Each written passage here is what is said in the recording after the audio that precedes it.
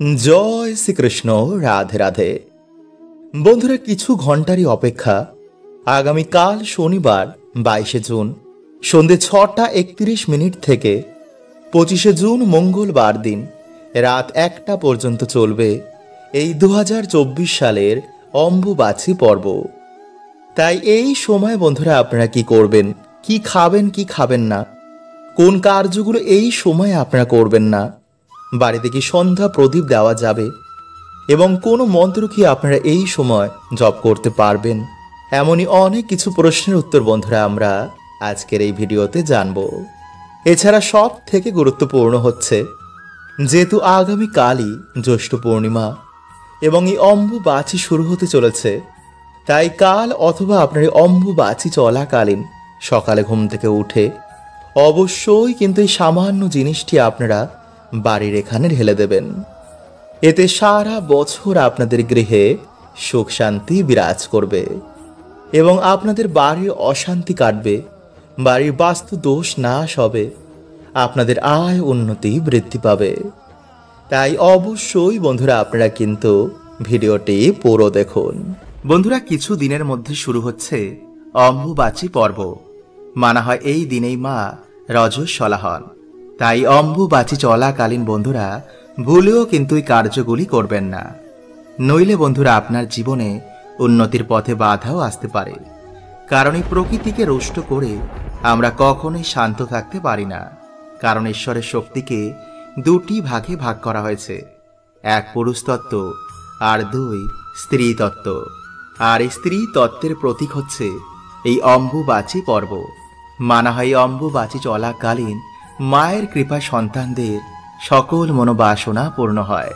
কিন্তু যদি আমরা না জেনে ভুল বশতই যদি আমরা এই কার্যগুলো করে ফেলি, তো জীবনে নেমে আসতে পারে বন্ধুরা চরম দুর্গতি। তাই আজকের এই ভিডিওতে বন্ধুরা আমরা জানব যে এই অম্বুবাচী চলাকালীন আপনারা কোন কার্যগুলো করবেন না। তো নমস্কার বন্ধুরা, আমি রাজু আর আমাদের চ্যানেলে আপনাদের স্বাগত। তার আগে বন্ধুরা ভিডিওটিকে লাইক করে কমেন্টে হর হর মহাদেব ও জয় শ্রীকৃষ্ণ অবশ্যই লিখুন। বন্ধুরা, এই সময় গৃহপ্রবেশ, বিবাহ বা কোনো রকম শুভ কাজজনিত কার্য একদমই করা নিষেধ। কারণ এই সময় মায়ের 51টি সতী পীঠের মধ্যে কামরূপ কামাখ্যা মন্দিরে মা রজস্বলা হন। এই রজস্বলা চলাকালীন মায়ের গর্ভগৃহে একটি যে যোনির আকারের একটি শিলাখণ্ড রয়েছে তা সাদা কাপড় দিয়ে ঢেকে দেওয়া হয়। তারপর মন্দিরের দরজা বাইরে থেকে বন্ধ করে দেওয়া হয়। তাই এই সময়কালীন কোনো রকম শুভ কার্য করতে নেই। মানা হয় এই সময় অশুভ শক্তির সংখ্যা বৃদ্ধি পায়। নাম্বার 2, বন্ধুরা এই সময় অযথায় মাটি খুঁড়বেন না বা বৃক্ষরোপণ করবেন না, কারণ এই সময় ধরতি মাতা রজস্বলা হন। নাম্বার 3, যাদের বাড়িতে মা আদি শক্তির বিভিন্ন রূপের পুজো অর্চনা হয় তারা অবশ্যই মূর্তি বা ঘর লাল কাপড় দিয়ে ঢেকে রেখে দেবেন। নাম্বার 4, এই সময় ভুলেও আপনারা দেবী মায়ের মূর্তি স্পর্শ করবেন না, মাকে দূর থেকে আপনারা প্রণাম করতে পারেন। নাম্বার 5, এই সময় আপনারা বিশেষ পুজো অর্চনা কিন্তু রাখবেন না। এই সময় আমাদের নিত্য যে পুজো অর্চনা হয়, নিত্য যে কাজকর্ম হয় তা আপনারা করতে পারেন, কিন্তু এক্সট্রা কোনো রকম বন্ধুরা এই সময় কিছু করবেন না। নাম্বার 6, এই সময় কোনো রকম মন্ত্রপাঠ আপনারা করবেন না, শুধু ধূপ ধুনো দেখে আপনারা মায়ের পুজো করবেন। নাম্বার 7, এই সময় কোনো রকম শুভ জিনিস যেমন বাড়ি গাড়ি বন্ধুরা আপনারা ক্রয় করবেন না। নাম্বার 8, সব থেকে ইম্পর্টেন্ট হলো বন্ধুরা যে অম্বুবাচী চলাকালীন আপনারা কোনো স্ত্রীকে কোনো খারাপ দৃষ্টিতে বা অপমান করবেন না, কারণ এই পর্বই বন্ধুরা স্ত্রীকে উপসর্গ করা হয়। তাই এই সময় আমাদের মা, বোন, স্ত্রী, কন্যা সকল নারীর সাথে ভালো ব্যবহার করা উচিত। নাম্বার 9, এই অম্বুবাচী চলাকালীন অনেক তন্ত্র মন্ত্র প্রক্রিয়া হয়। তাই কেউ কিছু দিলেই বন্ধুরা আপনারা এই সময় খাবেন না। মানে অচেনা কোনো ব্যক্তি বা পাড়াপড়শি এসেই আপনাকে কিছু দিয়ে গেল আর আপনি ভুলেও কিন্তু পট করেই সেটি খেয়ে নেবেন না। আর সব থেকে ইম্পর্টেন্ট বন্ধুর আর একটি কথা, যে রাস্তায় যদি কোনো কিছু লাল কাপড় সিঁদুর, লেবু এগুলো পড়ে থাকতে দেখেন, তো ভুলেও কিন্তু বন্ধুরা এগুলো পাড়াবেন না। আর বন্ধুরা এই সময় যদি আপনাদের বাড়িতে সর্প আসে, তো যতটা সম্ভব বন্ধুরা তাকে না মারার চেষ্টা করবেন। তাই ভুলেও বন্ধুরা আপনারা কিন্তু এই সময় এই 3টি খাবার মুখে তুলবেন না। আর তার মধ্যে একটি খাবার তো আপনারা ভুলে একদমই মুখে তুলবেন না, কারণ শাস্ত্র মতে বন্ধুরা এই 3টি খাবার এই সময় মুখে তুললে জীবনে নানা রকম সমস্যা, দুঃখ, দরিদ্রতা দেখা দিতে পারে। তাই বন্ধুরা আজকের এই ভিডিওতে আমরা জানব যে কোন খাবার আপনারা এই সময় খাবেন না, এবং এই অম্বুবাচী চলাকালীন অবশ্যই আমাদের সকলের কোন খাবারটি খাওয়া উচিত। তো নমস্কার বন্ধুরা, আমি রাজু, আর আমাদের চ্যানেলে আপনাদের স্বাগত। তার আগে বন্ধুরা ভিডিওটি একটি লাইক করে কমেন্টে হর হর মহাদেব ও জয় শ্রীকৃষ্ণ অবশ্যই লিখুন।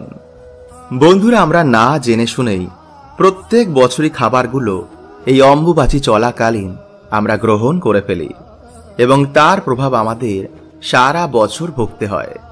কারণ বন্ধুরা আমরা সকলেই জানি যে আমাদের এই শরীর এই পৃথিবীর অংশ।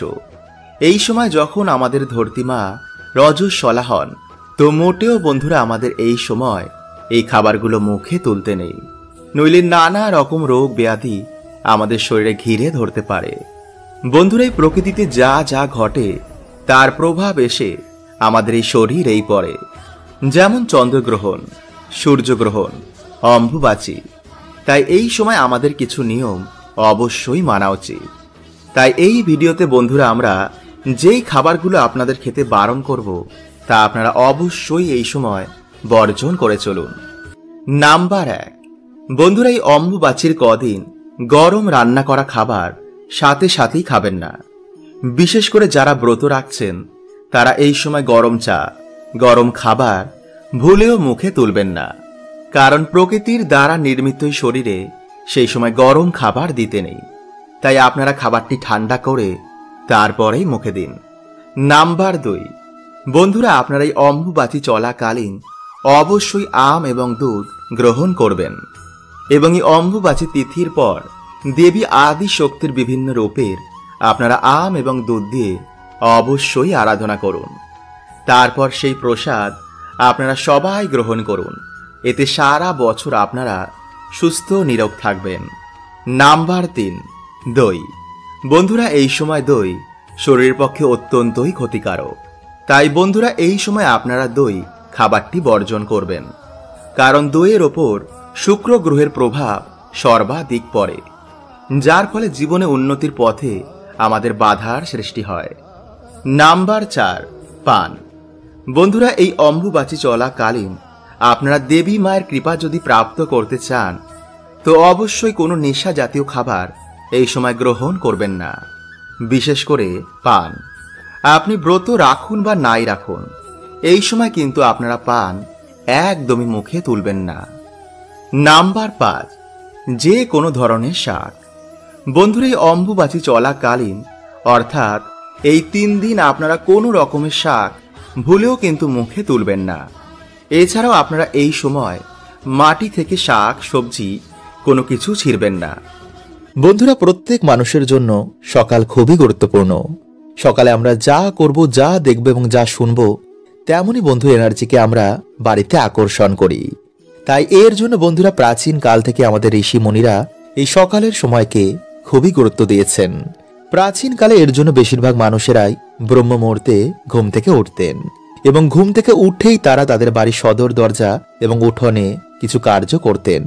কিন্তু যেহেতু বন্ধুরা আমরা এই বর্তমানে ব্যস্ততার মধ্যে এই কার্যগুলো করতে পারি না, তাই এর জন্য বন্ধুরা আপনারা কি করবেন, আপনারা ঘুম থেকে উঠেই এই 1 ঘটি জল নিয়ে যদি আপনাদের বাড়ির সদর দরজার সামনে এই সামান্য কার্যটি করতে পারেন, তো ডেফিনেটলি কিন্তু বন্ধুরা আপনাদের বাড়িতে আর্থিক উন্নতি হবেই।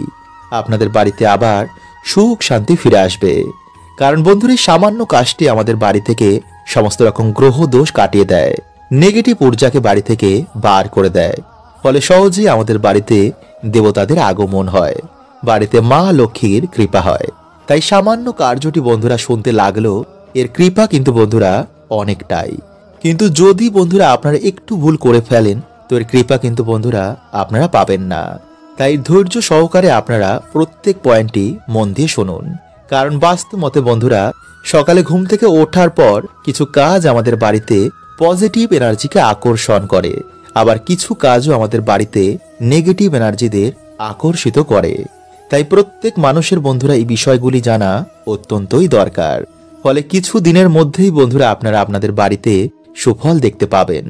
আপনাদের পরিবারের মধ্যে আবার সুখ শান্তি ফিরে আসবে।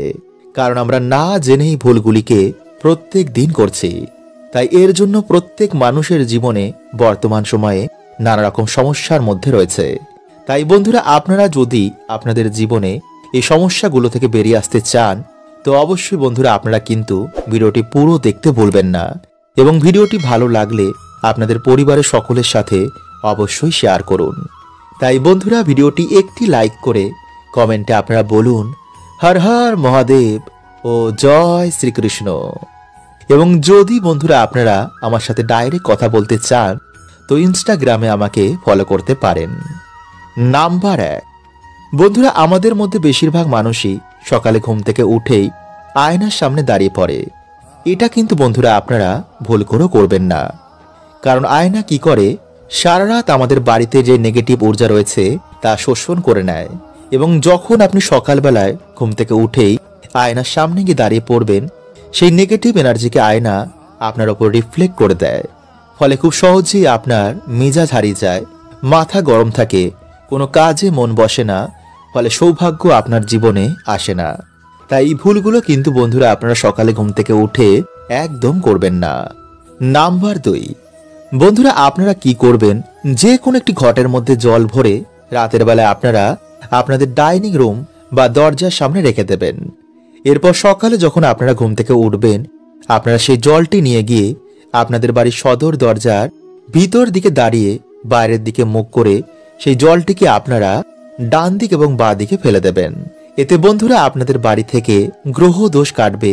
এবং প্রতিনিয়ত যদি আপনারা এই প্রক্রিয়াটি করতে পারেন, তো আপনাদের ডেফিনেটলি আর্থিক উন্নতি হবেই। কারণ বন্ধুরা এই প্রক্রিয়াটি এতটাই শক্তিশালী যে কিছু দিনের মধ্যে এই প্রক্রিয়াটির ফলে বাড়িতে মা লক্ষ্মীর আগমন হয়। নাম্বার 3, বন্ধুরা আমরা প্রত্যেকেই আমাদের বাড়িতে ঘুম থেকে ওঠার পর আমাদের সদর দরজা বা উঠোনের সামনে ঝাড় দিই। কিন্তু বন্ধুরা আপনারা কি করবেন, শনিবার ও রবিবার ঝাড় দেওয়ার আগে সেই জায়গায় আপনারা একটি ঘটিতে জল ভরে তার মধ্যে কিছুটা হলুদ গুলে সেই জলটি ঢেলে দিয়ে তারপর ঝাড় দেবেন। এতে যদি বন্ধুরা কেউ আপনাদের বাড়িতে কোনো রকম ক্ষতি করে থাকে, তো কিছু দিনের মধ্যেই বন্ধুরা সেই ক্ষতি, সেই নেগেটিভ এনার্জি তাদের বাড়িতে রিটার্ন চলে যাবে। নাম্বার 4, বন্ধুরা যদি আপনাদের বাড়ি থেকে কেউ দূরে ঘুরতে যান বা যখন আপনাদের বাড়ি থেকে কেউ কাজে যাবে, তো তার নামে বন্ধুরা আপনারা একটি ঘটিতে বা পাত্রে জল ভরে রাখবেন। এবং যখন তিনি আপনাদের বাড়িতে ফিরে আসবেন, তার পরের দিন আপনারা সেই পাত্রের জলটি বা সেই ঘটির জলটি আপনারা কোনো গাছে ঢেলে দেবেন। এতে বন্ধুরা পরিবারের মধ্যে সম্পর্ক ভালো হয় এবং নানা রকম বাধা বিঘ্ন থেকে সেই ব্যক্তি রক্ষা পায়। এবং নেগেটিভ এনার্জির প্রভাব আপনাদের জীবনেও এতে কিন্তু পড়বে না। নাম্বার 4, বন্ধুরা মঙ্গলবার ও শনিবার আপনারা একটি আসনে বসে একটি পাত্রে কিছুটা জল নিয়ে সন্ধেবেলায় বা স্নান করে আসার পর হনুমান চল্লিশা, দুর্গা চল্লিশা বা মহা মৃত্যুঞ্জয় মন্ত্র পাঠ করে সেই জলে আপনারা 3 বার ফু দিয়ে আপনারা সেই জল একটি ময়ূরের পালকের মাধ্যমে সারা ঘরে ছিটিয়ে দিন। এই প্রক্রিয়াটি বন্ধুরা আপনারা যদি রোজ করতে পারেন তাহলে তো খুবই ভালো। কিন্তু যদি করতে না পারেন, তো শনি ও মঙ্গলবার কিন্তু এই প্রক্রিয়াটি করতে একদম ভুলবেন না। এছাড়া বন্ধুরা আপনারা এই মন্ত্র কিন্তু একদমই চেঞ্জ করবেন না। মানে যদি আপনারা হনুমান চল্লিশা পাঠ করেন, তো হনুমান চল্লিশা পড়িয়ে আপনারা প্রত্যেক দিনই কার্যটি করবেন। তো আশা করছি বন্ধুরা আপনারা প্রত্যেকেই এর উত্তর পেয়েছেন। এবং যদি আপনাদের মনে কোনো প্রশ্ন থাকে, তো কমেন্টে আমাকে অবশ্যই জিজ্ঞেস করুন। হরে কৃষ্ণা, ওম নমঃ শিবায়।